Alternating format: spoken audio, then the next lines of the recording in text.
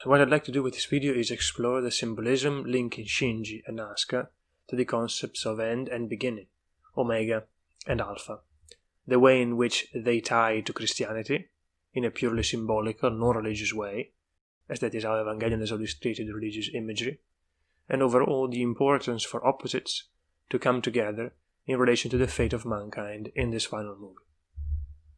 So we're going to be looking essentially for any kind of symbol or element that points to this very idea that can be found at least in the first three movies of the Rebuild, and even in the fourth one in a sense, as far as we know.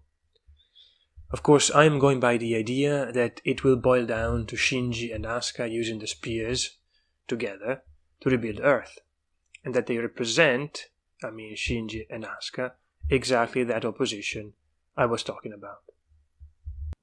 Asuka as the Alpha, Shinji as the Omega. You may have heard the phrase, I am the Alpha and the Omega, the beginning and the end. It comes from the New Testament and is spoken by Jesus. Now, in the original Evangelion series, Shinji was obviously associated with the figure of Jesus Christ, as is oftentimes the case in Japanese fiction, without any kind of religious significance, of course. He got crucified in the end of Evangelion, and he was essentially chosen by God to save or redeem mankind. If my interpretation is correct, this is not going to be the case in the Rebuild, or at least it is only partially going to be the case. This time around, the figure of the Savior will be split into two, Asuka and Shinji, each representing one of two extremes, Alpha and Omega, that need to come together to form a whole. The beginning, Asuka, and the end, Shinji, the opposites that discover their identity, the extremes of a segment that curves into a circle, the beginning that becomes the end, and the end that becomes the beginning. Their potential for synchronization, that has been teased since the very first time they met, will finally be fulfilled. It may seem very arbitrary to bring up that passage of the New Testament, Alpha and Omega first and last, but the idea of a correspondence between beginning and end is weaved into the fabric of the Rebuild. My intention is simply to give a face and a name to those concepts, identifying them with Shinji and Asuka. For example, during the third Rebuild movie, Kaworu, the first angel, says, I never thought that I, the first angel, would be cast down to the 13th, so the beginning and the end are the same. The very title of this final movie is a play on the connection between beginning and end. 3 and 1, 3 representing the end and 1 representing the beginning. It begins with an end, it ends with a beginning. It speaks of a new beginning that can only be reached after the end, an end that turns into a beginning. The subtitle, Thrice Upon a Time, takes what is generally an expression used at the start of a fairy tale and applies it to the very final chapter of the story. Again, end that turns into a beginning, or vice versa. How about the musical sign at the end of the title?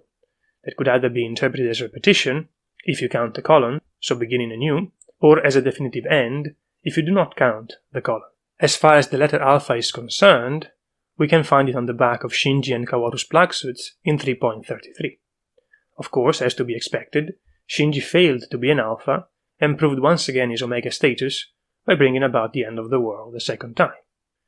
What Kaworu and Shinji were in fact trying to do was rebuilding Earth, so they were trying to bring about a new beginning.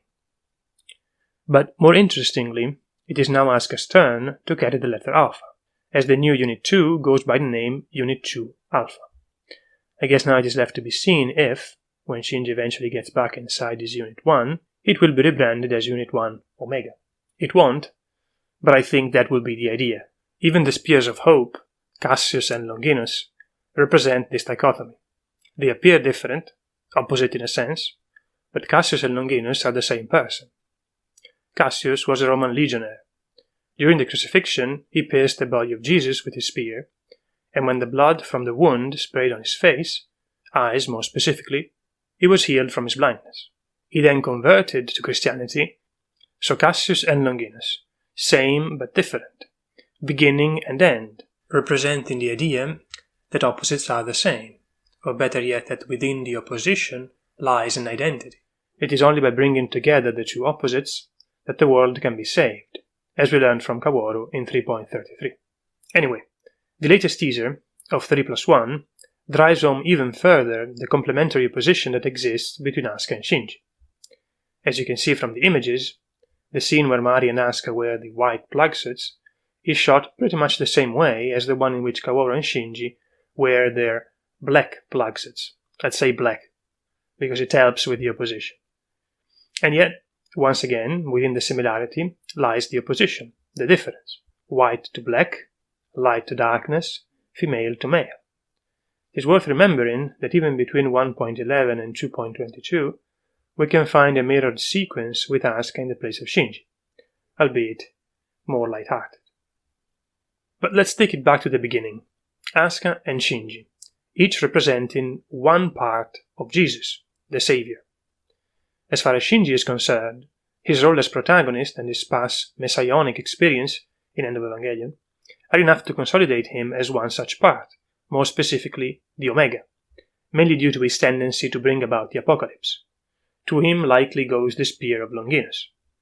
But let's set him aside for now. Asuka is more interesting and also harder to pin down as the alpha part.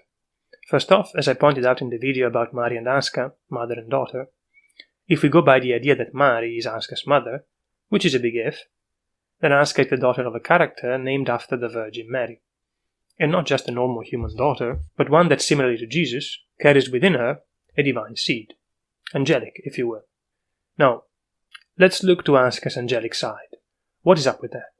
Let's say that Bardil is gone. What remains is not quite Bardil anymore, but a new angel identifiable with Asuka herself. When the eye patch drops, and the angelic side takes over, if it takes over, who will Asuka become? What name will Angel Asuka go by? Likely no name, but let's play this game. One angel is missing, in particular, from the list of Eva angels, arguably one of the most well-known. Lucifer, the light-bringer, the morning star, the fallen angel, the devil, in itself representing the cohabitation of opposites, angelic and demonic. Now, it is no secret that Asuka is already quite closely associated to the devil, going around with a pair of red horns on her head, being extremely prideful and vain, piloting a red mecha that can access a mode known as the Beast, with associated code 666, the number of the devil, but also code 777, the number of God. Further pointing to the dual nature of Lucifer, in part divine and in part demonic. What I'm saying is, Asuka is Lucifer. Likely she will have to fight with her more demonic side to be able to channel her angelic power for the good of Earth. Shinji can and will have to help in that regard. But anyway, how does this help us position Asuka as the Alpha, the beginning? Well, Lucifer is the bringer of light. He is the morning star, the only star, which really isn't even a star, that is luminous enough to be seen at dawn. It is in a way the symbol of a new dawn, a new beginning. Even the morning star itself is representative of the correlative opposition between end and beginning. It is in fact a star that signals the beginning of the day, but it is also the final star to be seen in the sky. In the Rebuild, we can find various references to fairy tales. And I'm saying this for a reason. It's not a complete change of topic. Last of which being the actual subtitle of the final movie, Thrice Upon a Time.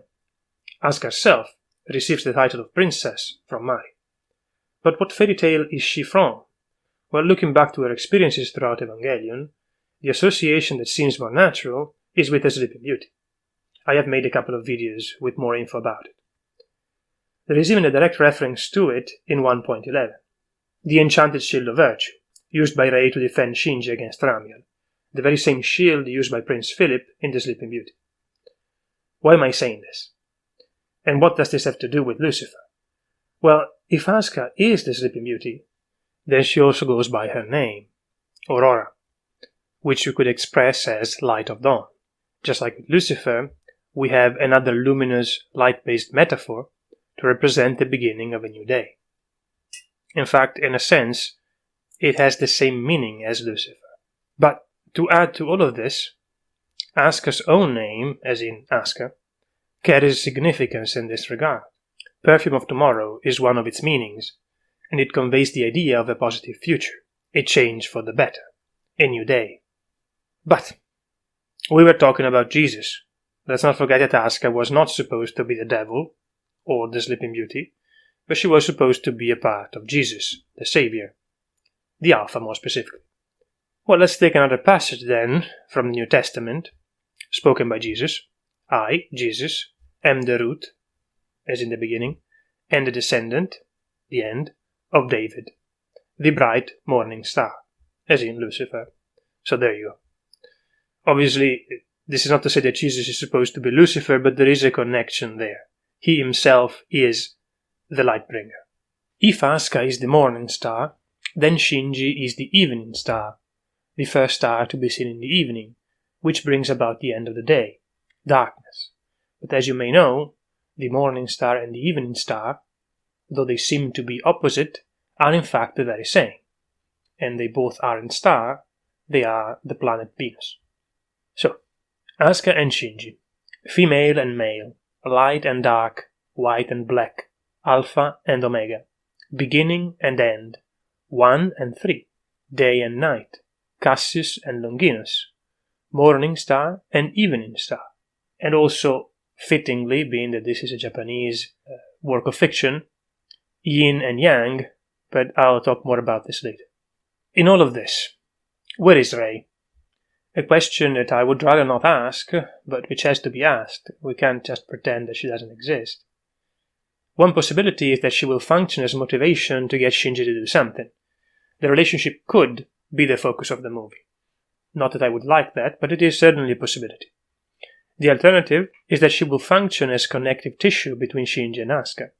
Let's face it, Asuka and Shinji are not in the best of places right now, and I feel like Rei, who seems to be developing a more human side, dare I say a more childlike, innocent side, could help them come together. It seems like she could develop an attachment for them both, and as such tying them together somewhat. Lastly, through her connection with Lilith, she may even play a key role in allowing Asuka and Shinji to succeed in using the spears. So functioning kind of like an engine, a battery, to provide them with some power, some support. After all, if now Asuka is white and Shinji is black, Rei is both white and black, the grey to mediate between Asuka and Shinji. What I'd like to do now is take a look at a song from 2.22. It plays while Unit 1 is attacking Unit 3. This song is about Asuka and Shinji. Right, let's get rid of the part that says, so long, farewell for today, until the day we meet again. Of course it's only supposed to point to the fact that Asuka and Shinji are about to go their separate ways. Now let's look at the first couple of lines. Let's be friends forever without end. Nothing too important. It possibly could be a reference to a line in the Evangelion when Shinji tells Asuka that he will help her, to paraphrase, so that they can be together forever. Tomorrow we'll dream about the path of hope. This is more interesting.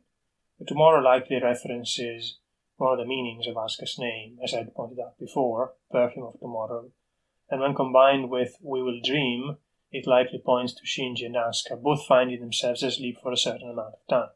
15 years for Shinji, between the second and the third movie, and however long Asuka was kept attached to that machine, and of course it further ties her to the Sleeping Beauty. The path of hope is likely a reference to the spears that are in fact referred to as the Spears of Hope in 3.33. This part of the song suggests that Shinji and Asuka will be the ones to walk the path of hope, and as such will make use of the spears. Like birds flying through the sky, we will live freely.